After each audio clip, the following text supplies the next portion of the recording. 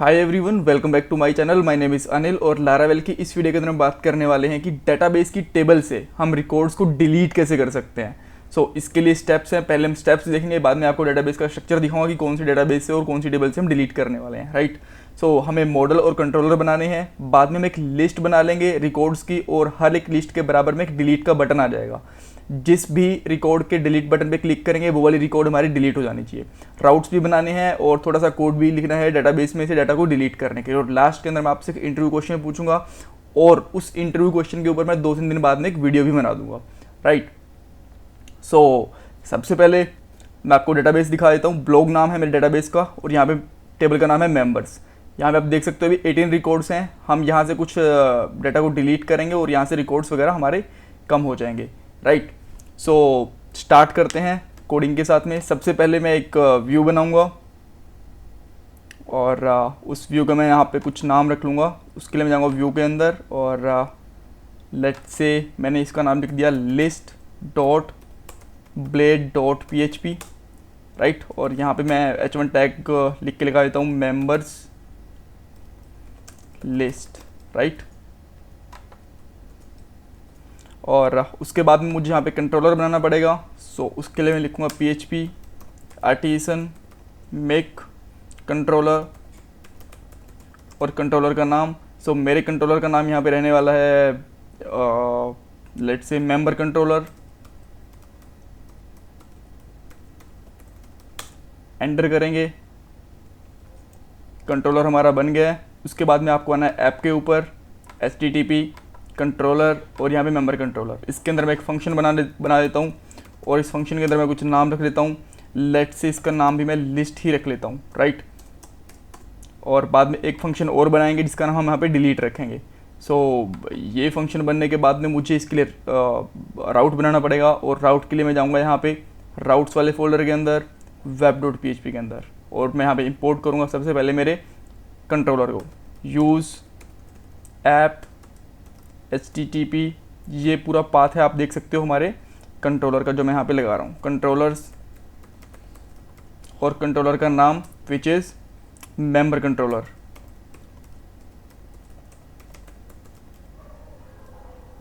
Right. Semicolon लगा देंगे। इसके लिए राउट बनाने के लिए हम लिखेंगे यहाँ पे राउट और गेट मेथड यूज़ करेंगे और गेट मेथड के साथ में मैं सबसे पहले मेरा URL पास करूँगा।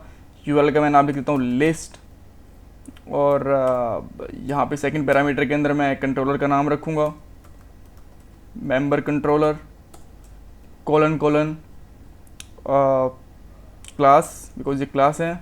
और इसके सेकंड पैरामीटर के अंदर फंक्शन का नाम रखूँगा जो कि मैंने लिस्ट रखा है और वो जगह एज एन स्ट्रिंग इस तरीके से।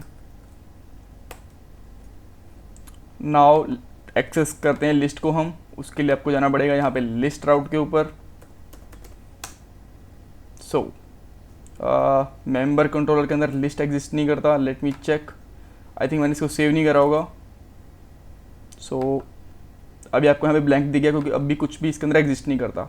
और अभी के लिए मैं यहाँ पे रिटर्न करता हूँ व्यू को और व्यू के अंदर हमारे व्यू का नाम भी लिस्ट ही है। अभी आपको यहाँ पे दिख जाएगा लिस्ट मेंबर लिस्ट लिखा हुआ दिख जाएगा। ठीक है। अब मैं एक मॉडल बनाता हूँ ताकि मैं इस डेटाबेस का डाटा को फेच कर सकूँ।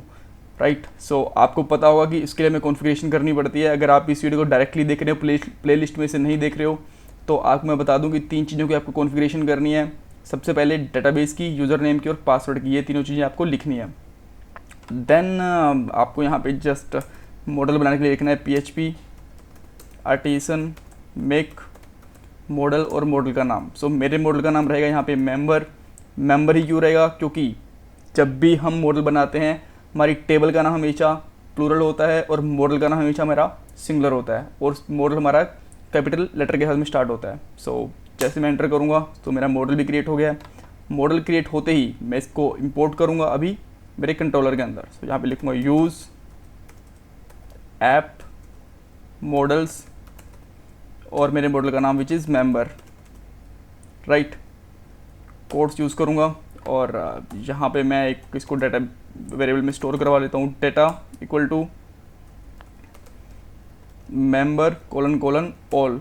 इससे इसका सारा का सारा डाटा हमारे पास आ जाएगा और यहाँ पे सेकंड पैरामीटर के अंदर मैं इसको पास कर दूंगा, यहाँ पे एक एरे लूँगा, एरे के अंदर मैं की लूँगा मेंबर्स और इसकी वैल्यू रहेगी डॉलर डेटा, राइट। अब मैं यहाँ पे जाऊँगा लिस्ट के ऊपर और यहाँ पे लिस्ट प्लॉट करवाऊँगा, उसके लिए मैं लिखता हूँ फॉर ईच लूप।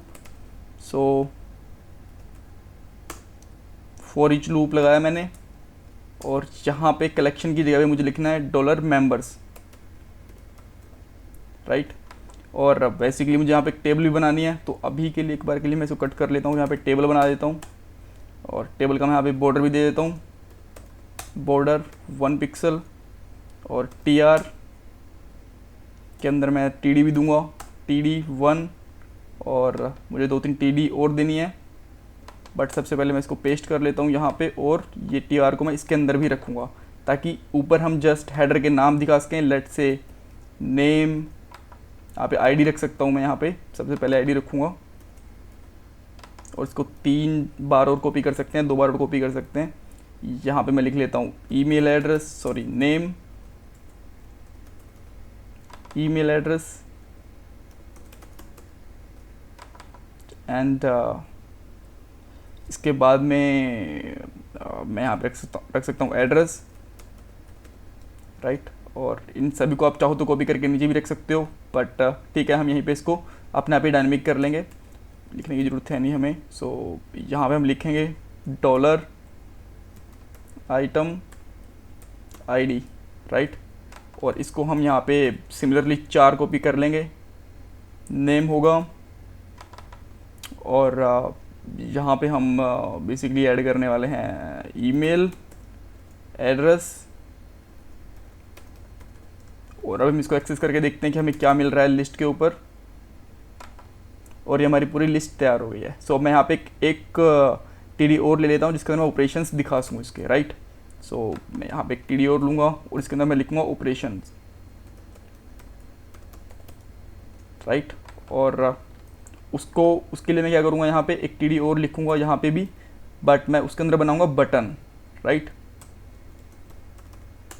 बटन को के ऊपर मैं लिखूँगा डिलीट। आप यहाँ पे आइकन भी ले सकते हो CSS की हेल्प से चाहो तो, बट मैं अभी ज़्यादा CSS यूज़ नहीं करूँगा। देखिए अब इसके डिलीट के क्लिक के ऊपर मैं इसको डिलीट करवा दूँगा ताकि मैं कोई भी अभी रिकॉर्ड को डिलीट करवा सकूँ। और आई थिंक बटन लेने की बजाय अगर आप चाहो तो A टैग भी ले सकते हो, A tag is not bad actually, जो ज़्यादा ठीक आइडिया रहेगा क्योंकि हमें बेसिकली यहाँ पे लिंक ही देना है, राइट।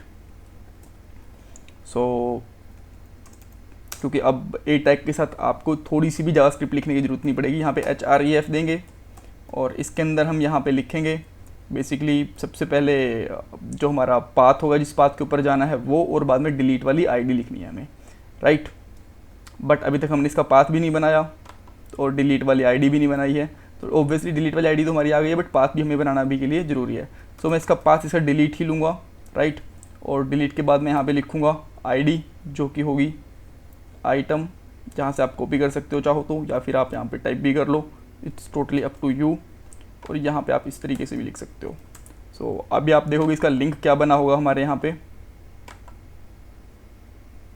इस तरीके से। अब मैं जिस भी ID पे क्लिक करूँगा वो एक स्पेसिफिक राउट के ऊपर लेके जाएगा। ID 7 पे लेके चला गया, ID ये 15 पे लेके चला गया, बट इनका भी राउट नहीं बना हुआ, इनका राउट भी हमें बनाना है, राइट। सो उसके लिए मैं क्या करूँगा, सबसे पहले एक फंक्शन बनाऊँगा ताकि डिलीट के लिए एक फंक्शन हो हमारे पास। डिलीट एक फंक्शन बना लिया मैंने, और अब मुझे वेब के अंदर जाना है और इसके लिए एक राउट भी बनाना है, राइट। सो सिमिलरली मैं यहाँ पे एक राउट बनाऊँगा, गेट के लिए डिलीट राउट होगा और ये लेके जाएगा डिलीट वाले मेथड के ऊपर, राइट। और डिलीट वाले मेथड के अंदर हमें लिखना है डिलीट करने का कोड। सबसे पहले आपको एक चीज़ और बता दूँ, जैसे मैंने डिलीट वाला मेथड लिखा है इसके साथ में हमारी ID भी यहाँ पे ऐड हो के आएगी। सो यहाँ पे ब्रैकेट्स के अंदर हम लिख देंगे ID और यहाँ पे हम एक्सेस करेंगे ID को एज एन पैरामीटर, राइट, इस तरीके से $ID। अब आपको क्या करना है, सबसे पहले जो हमें ID मिली है इसका रिकॉर्ड को फाउंड करना है। सो आपको यहाँ पे लिखना है $data इक्वल टू मेंबर, जो हमने यहाँ पे मेंबर दिया हुआ है, राइट। इसी को कोलन फाइंड के अंदर आप कोई भी एक ID पास कर सकते हो, उसका ये डाटा निकाल के देगा। तो जो ID हमारे पास आई है हम उसी को यहाँ पे पास कर देंगे, राइट। और उसके बाद में आपको जस्ट सिंपली लिखना है डाटा, और इसका एक फंक्शन बन जाएगा अपने आप ही डिलीट, जो कि रिकॉर्ड को डिलीट कर देगा, राइट। और लास्ट में आप चाहो तो फिर वापस से उसी लिस्ट के ऊपर इसको रीडायरेक्ट करवा दो। सो रिटर्न रीडायरेक्ट, और रीडायरेक्ट किसके ऊपर करवाना है हमें, लिस्ट वाले यूआरएल के ऊपर, राइट। सो यहाँ भी मैं कोलन सेमी कोलन लगा देता हूँ। सब कुछ रेडी है। अब हम सबसे लास्ट वाले रिकॉर्ड को डिलीट करते हैं। आई होप कोई प्रॉब्लम नहीं आएगी। और सबसे लास्ट वाला रिकॉर्ड है सैम, इसकी आईडी है 18, राइट। सो अब आपके पास 17 रिकॉर्ड्स ही रह जाने चाहिए। सैम मैं यहाँ से डिलीट कर देता हूँ। तो जैसे मैंने क्लिक करा, यहाँ पे अपने आप रिफ्रेश होकर आ गया है और यहाँ पे रिकॉर्ड मिले इसको 17। और जैसे आप यहाँ पे आते हो, इसके अंदर आप अगर इसको चेक करते हो टेबल को, तो आपको 17 रिकॉर्ड्स मिलेंगे यहाँ पे, राइट। तो इस तरीके से हम एक को डिलीट कर सकते हैं। अब मेरा इंटरव्यू क्वेश्चन, इसके अंदर मैं एक नहीं बल्कि 2 इंटरव्यू क्वेश्चन पूछूंगा। पहली बात, जैसे ही हमारा रिफ्रेश होकर आता है, आपको यहाँ पे आप कह सकते हो मैसेज दिखाना है कि your record has been deleted. वो कैसे दिखाओगे, देखो अब जैसे मैं 17 को डिलीट करता हूँ तो डिलीट करके फटाफट से रिफ्रेश होकर आ गया, बट यूज़र को समझ में नहीं आता कि वो रिकॉर्ड डिलीट हुआ है कि नहीं हुआ, राइट। तो वो कैसे दिखा सकते हैं। दूसरा, अगर आपको मल्टीपल रिकॉर्ड्स डिलीट करने हो तो वो कैसे कर सकते हो, राइट। इसके लिए मल्टीपल रिकॉर्ड डिलीट करने के लिए मैं एक वीडियो बनाऊंगा, वो 2-4 दिन बाद में आ जाएगी आपको। तो चैनल को सब्सक्राइब करना, वीडियो को लाइक करना बिल्कुल मत भूलना। और आंसर जो मैंने आपसे दोनों क्वेश्चन पूछे हैं उनका आंसर आप कमेंट बॉक्स में अटेम्प्ट करना भी मत भूलना। Bye bye, take care.